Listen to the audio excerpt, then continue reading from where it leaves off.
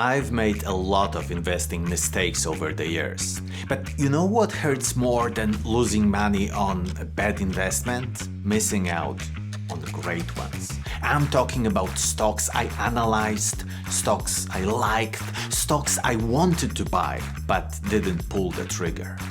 And then I watched them go up and up and up. So today I'm going to share my 3 biggest mistakes of omission. Stocks I regret not buying even though all the signs were there. And more importantly, I will explain what stopped me from investing and what I learned from each mistake. Philip Morris International. I've been looking at this stock for years. So as you can see, Philip Morris International has really 2 strong points. That's return on invested capital, which is really good, and stable big dividends of 5% yield at the current time. This video was made back in July 2022. Actually, it was the 9th video on this channel. And even then, I thought it looked interesting, but I kept finding reasons not to pull the trigger. Let's open forecaster.biz, who is very kindly sponsoring this video, and I will show you exactly what I missed. When I analyzed this company, the stock was trading around $99. Today, it's at $145. That's a 46% gain right there. But the story gets even more painful. Look at the dividend history here. Back in 2022, the quarterly dividend was $1.25. Now it is $1.47. Shareholders received approximately $18.62 per share in total dividends. If we add the dividends to the stock appreciation, the total return is around 65%. That's money I left on the table. Now here is where it gets really interesting. If we check the revenue on Forecaster, it's been going up every single year. Steady, consistent growth. That's exactly what I like. But look at this. Earnings per share are actually down compared to 2022. Revenue is climbing, but income has dropped substantially. And that triggered a price drop in recent months. So maybe we are getting close to another opportunity of buying this company at a sort of reasonable price. So why didn't I buy back then? Honestly, I kept waiting for a better price. I kept thinking it will drop a bit more and then I'll buy. That's a classic mistake. The lesson: don't always wait for the perfect price. If the fundamentals are strong and the valuation is reasonable, it's definitely worth considering. In many cases, the premium company is premium for a reason.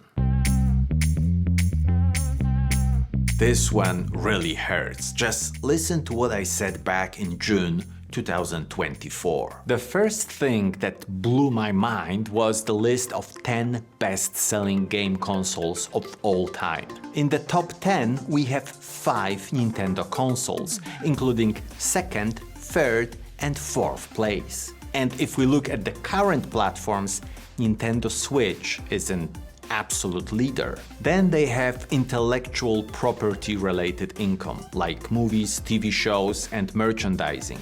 And that is another huge business for Nintendo. And I really mean huge.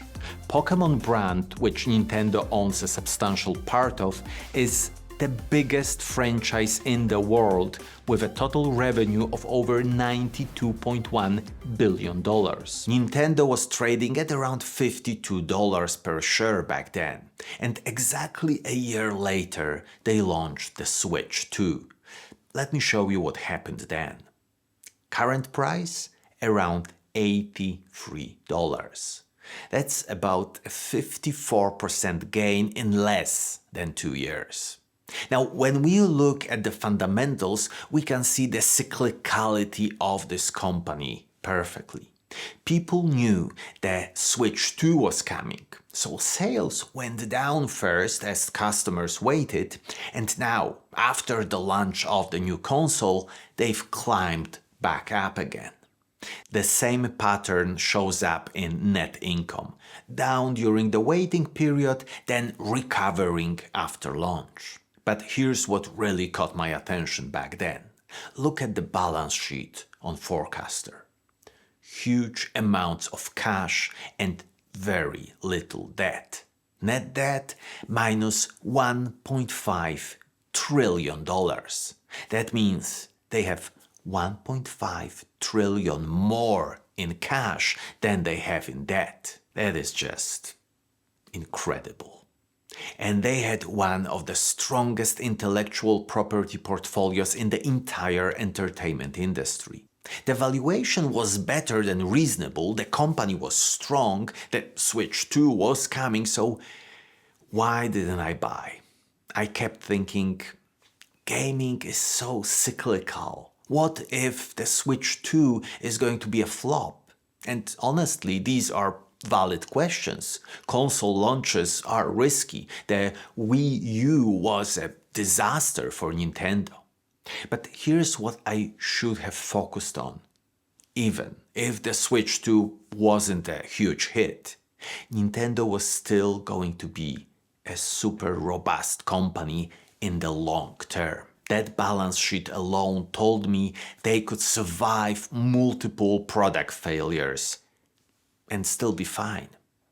Well, the Switch 2 was announced, the stock shot up, and I was left watching from the sidelines. The lesson?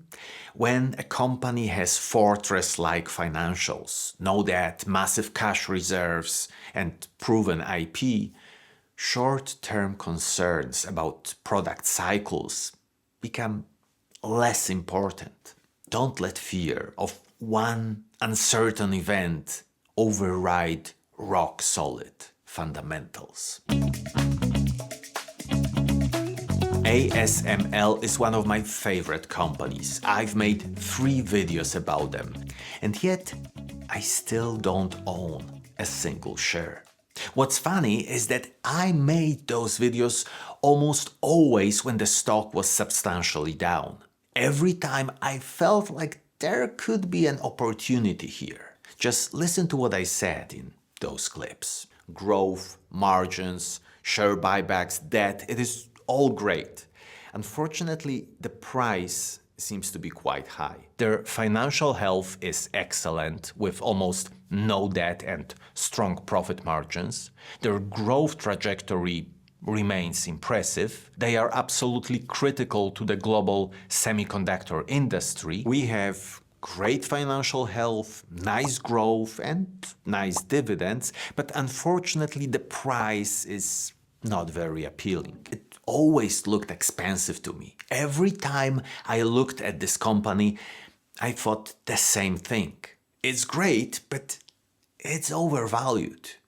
So let's see what would have happened if I bought it after that first video. In October 2023, ASML was trading at around $586. Current price?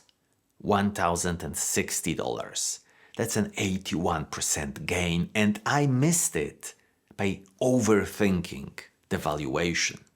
Look at these fundamentals on Forecaster. Revenue always going up year after year. Net income, sure, sometimes it drops by 3 or 4%, but then it bounces back with 20% or 30% growth.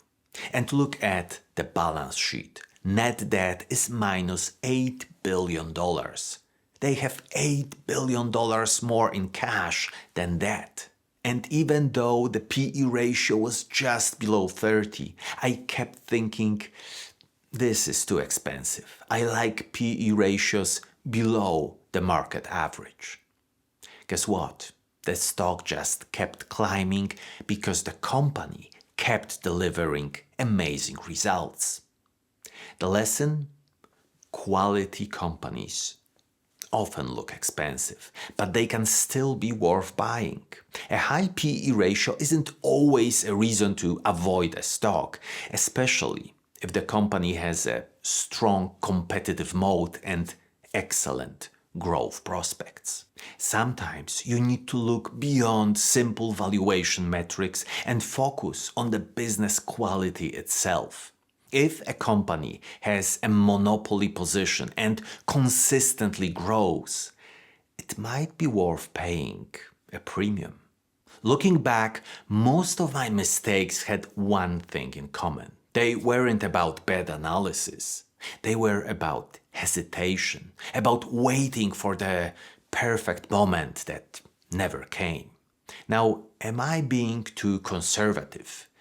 Well, it depends on your goals. If I were 20 years old and trying to build wealth from scratch, then yes, I'd say I am way too cautious. But I'm over 45 now and my goals are different. I'm not trying to double my money overnight.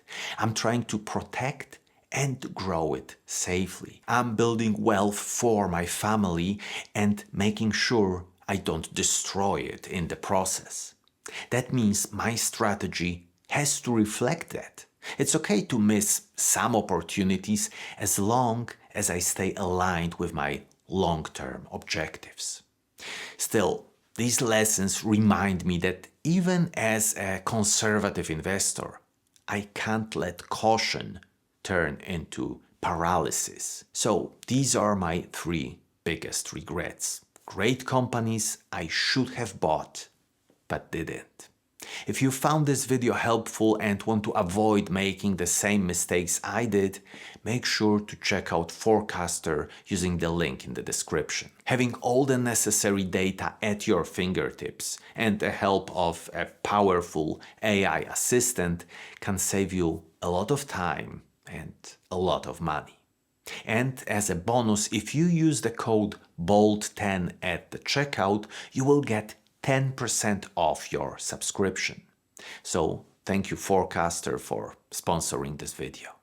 If you enjoyed this honest look at my investing mistakes, you'll definitely want to watch my video on 7 timeless money lessons from Warren Buffett. It's full of wisdom that never gets out of style. Thanks for watching and I'll see you in the next one.